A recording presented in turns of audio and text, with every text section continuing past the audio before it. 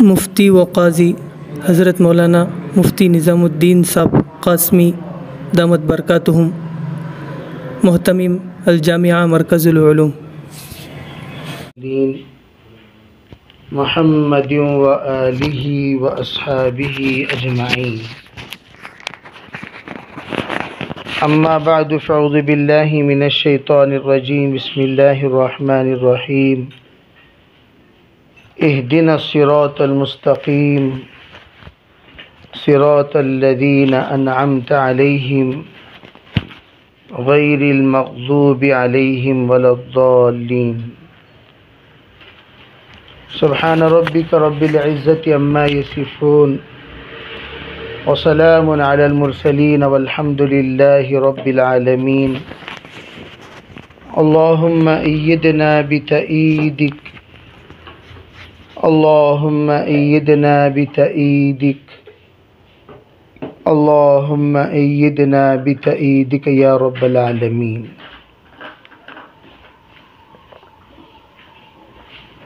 سورۃ الفاتحہ کی چوتھی آیت ایاک نعبد و ایاک نستعین کے بعد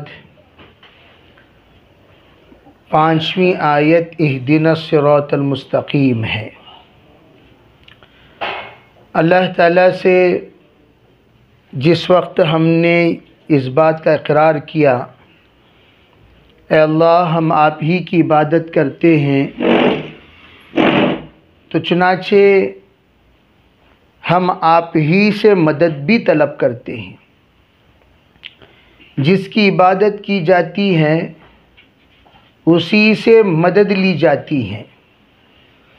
علماء فرماتے ہیں عبادت اسی کی جاتی ہے جو مدد کرنے کا لائق ہوتا ہے، اس لیے کہ عموماً آدمی بندگی اسی کی کرتا ہے جو انتہائی طاقتور، انتہائی قدرت والا، انتہائی اعلیٰ صفات کا مالک، انتہائی افضل، اکمل، اجمل، اجود جو ہوتا ہے اسی کی عبادت کی جاتی ہے۔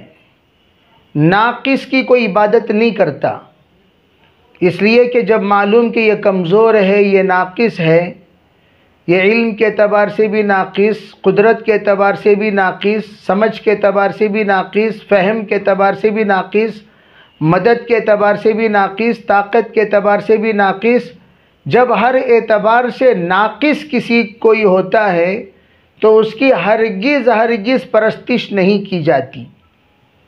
پرستش کے لیے انسان کی فطرت ہے، وہ کامل، اکمل، افضل، اجود کی پرستش کرتا ہے۔ چنانچہ ہم کہتے ہیں اللہ تعالیٰ سے ایاک نعبد، یا اللہ ہم صرف تیری ہی پرستش کرتے ہیں۔ کیا مطلب؟ دبے الفاظ میں بندہ یہ کہتا ہے اللہ اکبر، یا اللہ تو ہی سب سے بڑا ہے، تجھ سے بڑا کوئی نہیں، تو ہی سب سے افضل ہے، تجھ سے افضل کوئی نہیں، تو ہی سب سے اکمل ہے، تجھ سے اکمل کوئی نہیں، تو ہی سب سے بڑا قدرت والا ہے، تجھ سے بڑا قدرت والا کوئی نہیں، تو ہی بڑا خالق و مالک ہے، تجھ سے بڑا مالک اور خالق کوئی نہیں، آپ ہی سب سے زیادہ افضل ہیں۔ جب آپ ہی سب سے زیادہ افضل ہیں تو ہم آپ ہی کی عبادت کرتے ہیں۔ تو آپ ہی کی عبادت کرنے میں گویا بندہ اپنے اعتبار سے اس بات کا اقرار کرتا ہے ہم آپ کے علاوہ کسی اور کی عبادت نہیں کرتے، اس لیے کہ ہم آپ کے علاوہ کسی اور کو کامل نہیں سمجھتے، ہم آپ کے علاوہ کسی اور کو قادر نہیں سمجھتے، ہم آپ کے علاوہ کسی اور کو خالق نہیں سمجھتے، ہم آپ کے علاوہ کسی اور کو محیی و ممیت، زندہ اور مردہ کرنے والا نہیں سمجھتے، اس لیے ہم کسی کی عبادت نہیں کرتے، صرف آپ ہی کی کرتے ہیں۔ جب آپ ہی کی ہم عبادت کرتے ہیں یہ سمجھ کر کہ آپ ہی سب سے بڑے طاقتور ہیں، سب سے بڑے علام ہیں، سب سے بڑا فہام ہیں، سبحان ہیں، آپ لا شریک لہو ہیں، لہ الملک و لہ الحمد ہیں، تو جب آپ ہی سب کچھ ہیں تو ہم آپ ہی سے مدد طلب کرتے ہیں۔ وَإِيَّاكَ نَسْتَعِينُ، اس لیے کہ کامل سے، طاقتور سے ہمیشہ مدد طلب کی جاتی ہے۔ اب مددوں میں سب سے بڑی مدد، سب سے پہلی مدد کون سی مدد چاہیے؟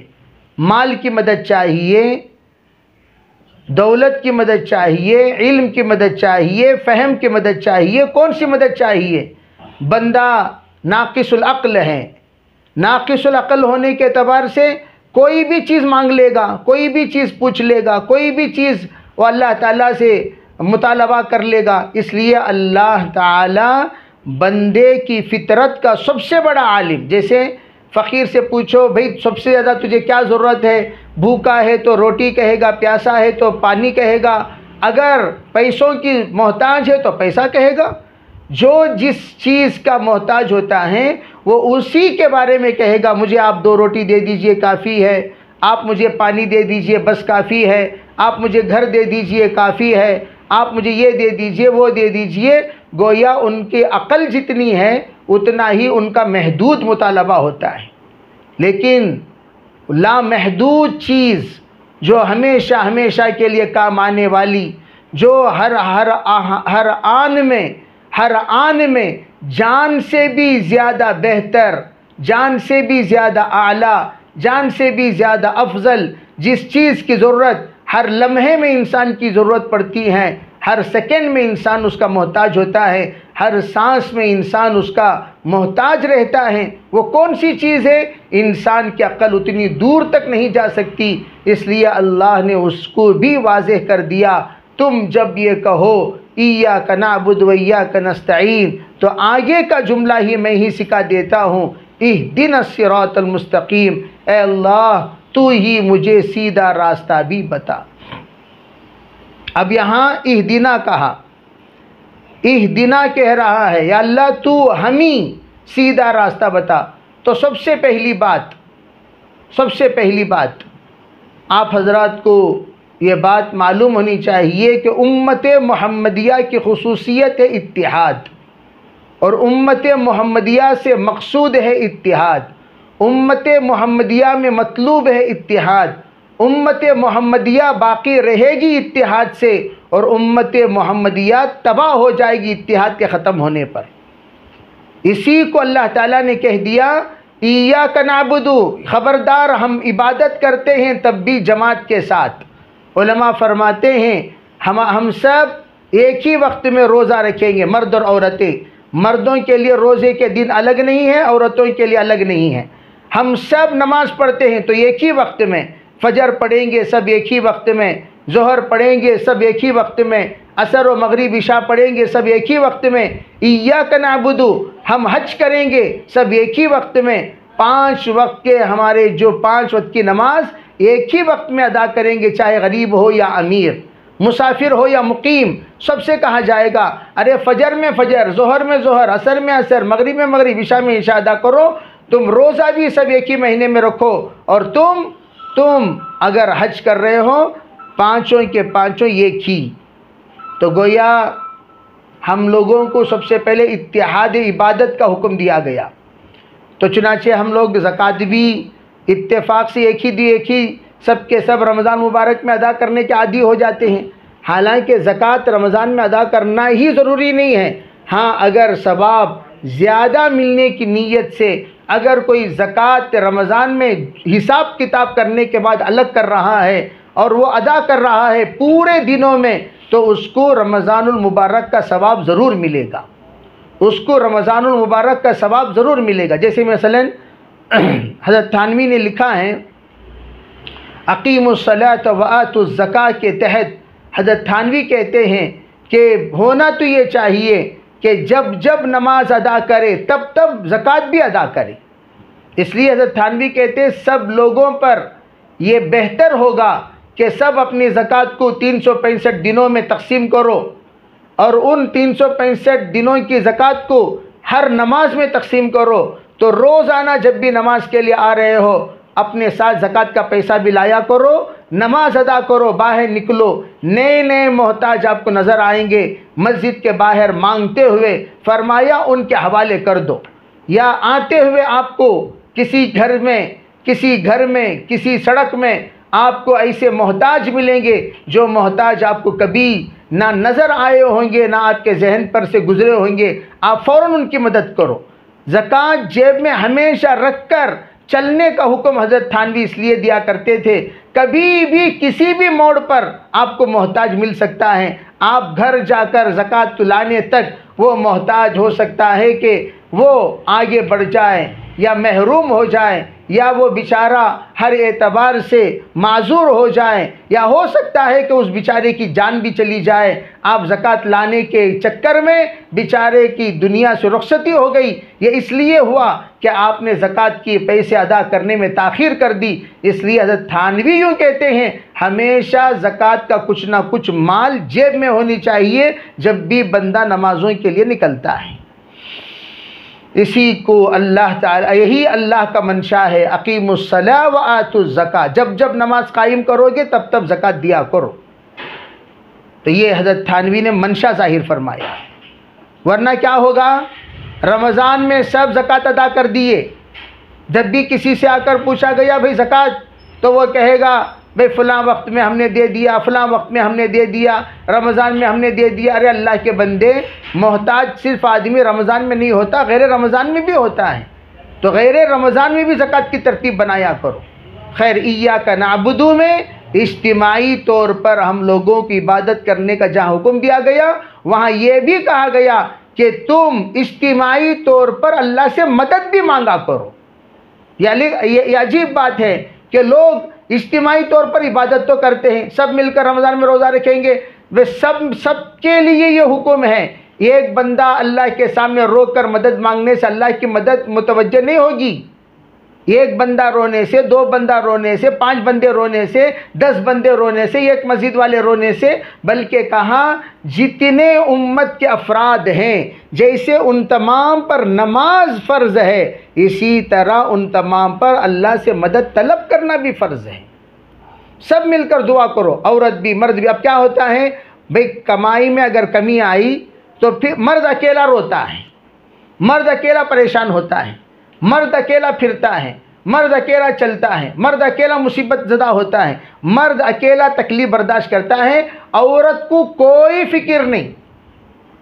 عورت کیا کریں گے؟ وہ آرام سے، جیسے بے دین گھروں میں ہوتا ہے، صبح سے شام تک ٹی وی دیکھتے رہیں گے، اور مرد اکیلا بھگتتا رہے گا، کماتا رہے گا، نماز پڑھتا رہے گا، ذکر کرتا رہے گا، اوراد و وظائف کرتا رہے گا، اور خواتین گھر کے اندر غفلت پر غفلتیں اپناتی رہیں گی۔ ایک زمانہ جب مرد حضرات چلے جایا کرتے تھے، بس فلم بینی کی عادت رہتی تھی گھروں میں، فلم بینی کا ماحول بن جاتا تھا گھروں میں۔ تو ایسے مردوں کے کمائی میں اللہ برکت کیسے دے گا جو صرف اکیلا ایاک نعبد کرتا ہے، وہ ایاک نستعین کرتا ہے، بیوی اس کے ساتھ نہیں دیتی۔ علماء فرماتے ہیں ہر ایک کا اجتماعیت الگ الگ، ہر ایک کی فیملی الگ الگ۔ اگر تمہارے خاندان کی مصیبت ہے، پورے خاندان والے تابع دار بنے، پورے خاندان والے مدد طلب کریں۔ گھر کی مصیبت ہے، پورے گھر والے تابع دار بنے، پورے گھر والے اللہ سے مدد طلب کرے۔ اگر بستی کی مصیبت ہے، پوری بستی والے عبادت کرے، پوری بستی والے مدد طلب کرے۔ قریے کی مصیبت ہے، صوبے کی مصیبت ہے، پورے صوبے والے عبادت کرے، پورے صوبے والے مدد طلب کرے۔ جیسے استسقاء، نماز استسقاء، کسی جگہ پر پانی کی مصیبت آ گئی تو پورے گاؤں والے نکلتے ہیں نماز استسقاء کے لیے، اللہ سے پانی طلب کرنے کے لیے پورے گاؤں والے نکلتے ہیں، اور سب ننگے پیر ہوتے ہیں، سب پرانے کپڑے والے ہوتے ہیں، سب میلے کچیلے کپڑے والے ہوتے ہیں، سب کے سب پسینہ بہاتے ہیں، مرد بھی عورت بھی، یہاں تک کہ اپنے ساتھ جانور اور مویشیوں کو بھی لے جانے کو کہا، معصوم بچوں کو لے جانے کو کہا، تاکہ ان معصوم بچوں کی آہ و بکا جب اللہ تک وہ آوازیں پہنچے گی، اللہ کی ذات سے امید ہے انشاءاللہ اس آہ و بکا پر اللہ تعالیٰ خیر کا فیصلہ کریں گے۔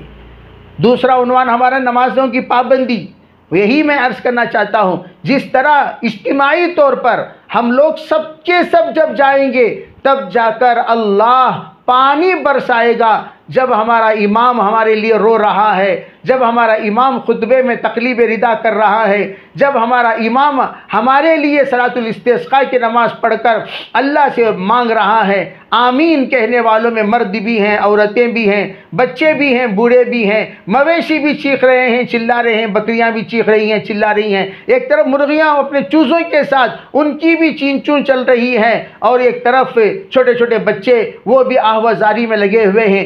یہ منظر اللہ جب دیکھے گا، اللہ کے رحمت جوش میں آئے گی، پانی اللہ اتار دے گا جو پانی کی مدد ہے۔ عجیب بات، علماء کہتے ہیں کہ صرف ایک پانی کے مطالبے کے لیے اتنی بڑی حرکت، تو اللہ مسلمانوں پر رحم فرما دے، ہر لمحہ کرم فرما دے، ہر لمحہ ایسے مقتدا کو لائے جو مسلمانوں پر رحم کرنے والا، اسلام کے مطابق زندگی گزارنے کا موقع دینے والا، ایسے انقلابی حالات کو لانے کے لیے اللہ کے سامنے کتنا ہم سب کو عاجز ہونا پڑے گا۔ لیکن اس وقت سب سے بڑی غفلت نمازوں میں، ہر مرد ہر عورت، آپ حساب کتاب لگا لیں۔ میں ہمیشہ کہا کرتا ہوں، ارے بھائی لوگ پوچھتے ہیں بھائی اتنے عبادتیں ہو رہی ہیں، اتنی نمازیں پڑھی جا رہی ہیں،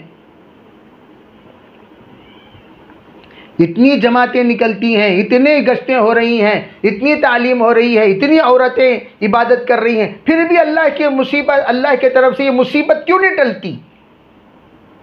ہم آپ لوگوں کو آپ کی عقل سے سوچنے کو کہتے ہیں، ذرا پرسنٹیج دیکھیے، 100 میں کتنے لوگ تابع دار ہیں؟ 100 میں کتنے لوگ تابع دار ہیں؟ اللہ کے رسول سے پوچھا گیا، اللہ کے رسول کیا اللہ کا عذاب ہم پر اتر سکتا ہے؟ وَفِينَا الصَّالِحُونَ، ہم میں نیک لوگ ہوں تب بھی؟ سرکار نے فرمایا ہاں، اذا کثر الخبث، آپ نے فرمایا ہاں، جس وقت خباثت غالب آ جائے گی اللہ تعالیٰ کا عذاب ضرور اترے گا۔ اب دیکھیے، خالی گھر کا حساب لے لیجئے، ابا دیندار ہیں، امی دیندار ہیں، بچے کیا کر رہے ہیں؟ صرف نمازوں کا حساب آپ گھر میں ڈال لیجئے۔ عربی ماں نماز پڑھتی ہے، باپ نماز پڑھتا ہے، کہیں ماں پڑھتی ہے تو باپ نہیں پڑھتا، باپ پڑھتا ہے تو ماں نہیں پڑھتی، کہیں ماں باپ نہیں پڑھتے بچے پڑھتے ہیں، کہیں بچے نہیں پڑھتے ماں باپ پڑھتے ہیں، ایک پڑھتا ہے تو دوسرا نہیں پڑھتا، دوسرا پڑھتا ہے تیسرا نہیں پڑھتا۔ ارے بھی پورا گھرانہ نمازی کہاں ہے؟ الا ماشاء اللہ، انگلیوں سے گن سکتے ہیں ہم ایسے گھرانے کو جس گھر کا ہر فرد نمازی ہے۔ اب صرف اپنے افراد کو دیکھ لیں، اب گھر چنیے، محلے میں 5 وقتہ نمازی سب کے سب پڑھنے والے مکانات کتنے ہیں؟ 100 میں آپ کو زیادہ سے زیادہ 5 گھر ملیں گے، 100 میں 5 گھر ملیں گے۔ ارے بھئی جب 95% بے نمازی گھرانہ ہو، یا کچھ نماز پڑھنے والے 25% ہوں مان لیجئے، اور پوری نماز پڑھنے والے 5% ہوں مان لیجئے، ہم آپ کی عزت کا لحاظ رکھ کر 30% نمازی کا اعلان فرما رہے ہیں، تب بھی کتنے فیصد بے نمازی ہوئے؟ 70% بے نمازی ہوئے۔ تو آپ اندازہ لگائیے پلڑا بے نمازیوں کا بھاری رہا یا نمازیوں کا؟ بے نمازیوں کا ڈبل پلڑا ہے، ڈبل سے بھی زیادہ۔ اب اللہ کی رحمت کیسے متوجہ ہوگی؟ اللہ تعالیٰ نے ایاک نعبد و ایاک نستعین میں پورے مسئلے کو سمجھا دیا، اجتماعی عبادت، اجتماعی استعانت، تب جا کر میں مدد کروں گا۔ تم انفرادی نہیں، انفرادی یہ آ کر یہودیوں کی عادت تھی، انفرادی عبادت یہودیوں کی عادت، انفرادی عبادت نصارہ کی عادت، انفرادی عبادت دیگر مذاہب کی عادت، لیکن ہمارے مذہب میں صرف انفرادی کافی نہیں ہے، اجتماعی۔ اسی لیے اللہ نے اس امت کو امت دعوت، امت اجابت دونوں بنائی۔ اللہ کے رسول علیہ السلام نے فرمایا اگر تم میں سے کوئی ایک بھی گنہگار ہوگا، بے نمازی ہوگا، تو اس کی مثال حضور نے ایسی پیش فرمائی جیسے 2 کشتی ہیں۔ ایک کشتی ہے جس کے 2 طبقات ہیں، نیچے بھی ایک گراؤنڈ فلور، اوپر فرسٹ فلور میں نیک لوگ رہتے ہیں، گراؤنڈ فلور میں شریر لوگ رہتے ہیں۔ مثلا نیک لوگوں کو یہ بات معلوم ہوئی، شریر لوگ پانی اوپر آ کر لینے کی سستی کرتے ہوئے، مستی کرتے ہوئے نیچے ہی ایک سوراخ ڈالنے کا پلان کر چکے ہیں اور نیچے سوراخ ڈالنا شروع کر دیا۔ اب اوپر والوں کو اطلاع ملی، نمازیوں کو، نیک لوگوں کو، بزرگان دین کو، اللہ والوں کو یہ اس بات کی اطلاع ملی، ارے بھئی نیچے کے فلور والے، گراؤنڈ فلور والے سوراخ ڈالنا شروع کر دیے ہیں۔ اب اوپر کے فلور والوں نے کیا کیا؟ ڈالنے والوں کو ڈالنے دو، تباہ ہونے والوں کو ہونے دو، غرق ہونے والوں کو ہونے دو، ڈوبنے والوں کو ڈوبنے دو بول کر اگر چھوڑ دیے تو اوپر کے فلور والے بھی ڈوبیں گے؟ نہیں ڈوبیں گے۔ کیا بہترین مثال حدیث پاک میں جناب رسول اللہ صلی اللہ علیہ وسلم نے عطا فرمائی۔ اگر گھر میں ایک بھی بے نمازی ہوگا، ایک صاحب آئے میرے پاس، حضرت ذرا تعویذ، میں نے کہا بھائی تعویذ تو ہم دیں گے لیکن کس بات کی تعویذ ہے بھائی؟ کہا ہے کہ بے برکتی گھر میں بہت زیادہ ہے تو برکت کے لیے تعویذ دے دیجئے۔ میں نے پوچھا اچھا نماز پڑھنے والے کتنے ہیں گھر میں؟ کہا بھئی یہ انہوں پڑھتی انہوں پڑھتی ہیں، میری چھزت ذری سستی ہے سو۔ کہا ایک کام کرو، آپ گھر سے نکل جاؤ، گھر میں برکت آنا شروع ہو جائے گی۔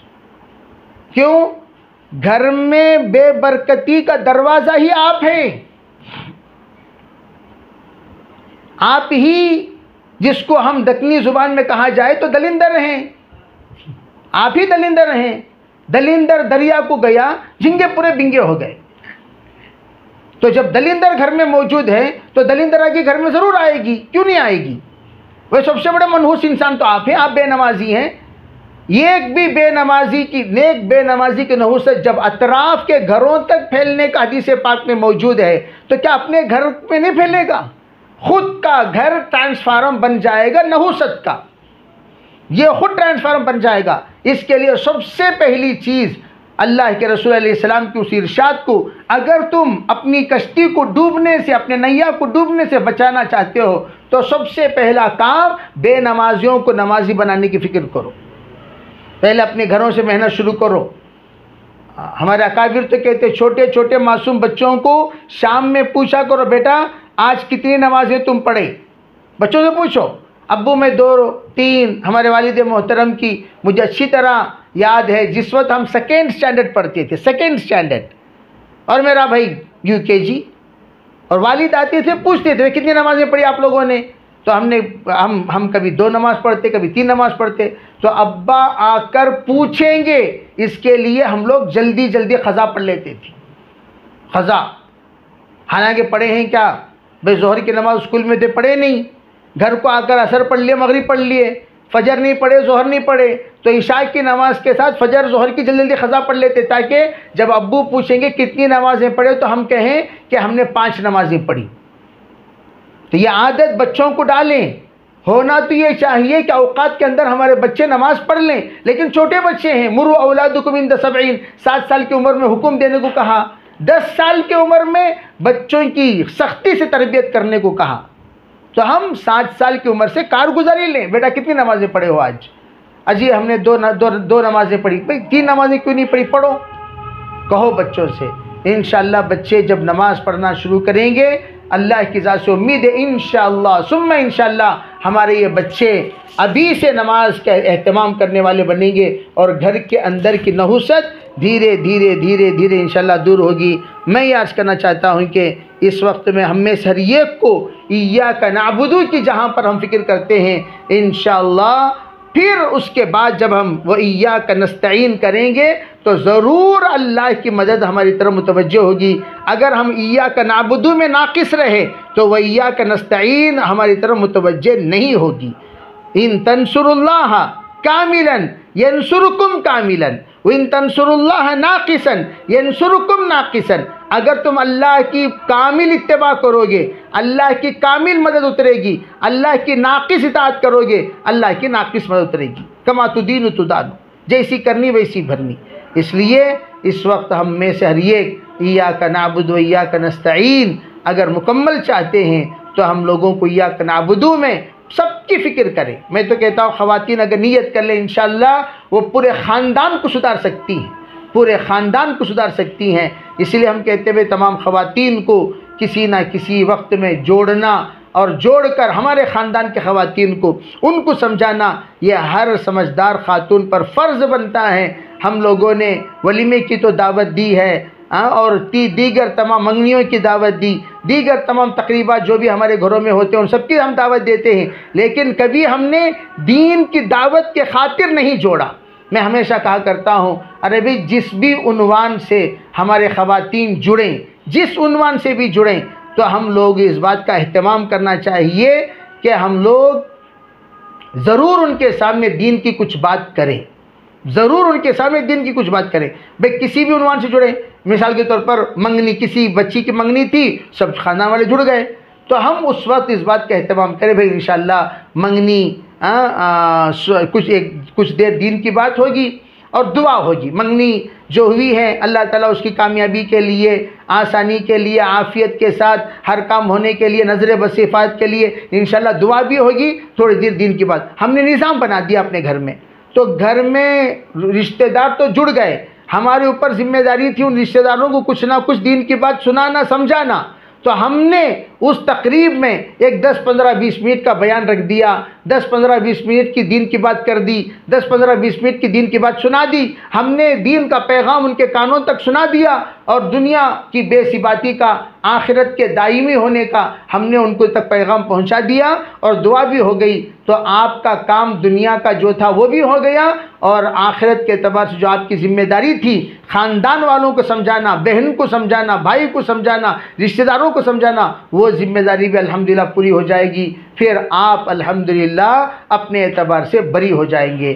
اس لیے تمام خواتین نیت کریں، ارادے فرمائیں، انشاءاللہ ہم لوگ جو ہماری ذمہ داری ہے وہ ذمہ داری کے مطابق ضرور ہم اپنی ذمہ داری کو نبھائیں گے. تب جا کر ایاک نعبد کے بھی ہم لوگ کامل بنیں گے. تو انشاءاللہ ہم ہاتھ اٹھائیں گے، اللہ کی مدد ہماری طرف متوجہ ہوگی. اللہ تعالی ہمیں شریعت کو عمل کرنے کی، سمجھنے کی توفیق عطا فرمائے. انشاءاللہ آئندہ فضات کے سامنے ایاک نعبد و ایاک نستعین میں اور جو نکات ہمارا کابل نے بیان فرمایا وہ بھی بیان کیا جائے گا. اللہ تعالی ہمیں شریعت کو صحیح سمجھ عطا فرمائے، نمازوں کی پابندی کا اللہ توفیق عطا فرمائے. اللہ ہمیں شریعت کو نیک بنائے، اللہ پاک بنائے اور اللہ تعالیٰ اپنا تابع دار بنائے. اللہ تعالیٰ سب کو عمل کرنے کی توفیق عطا فرمائے.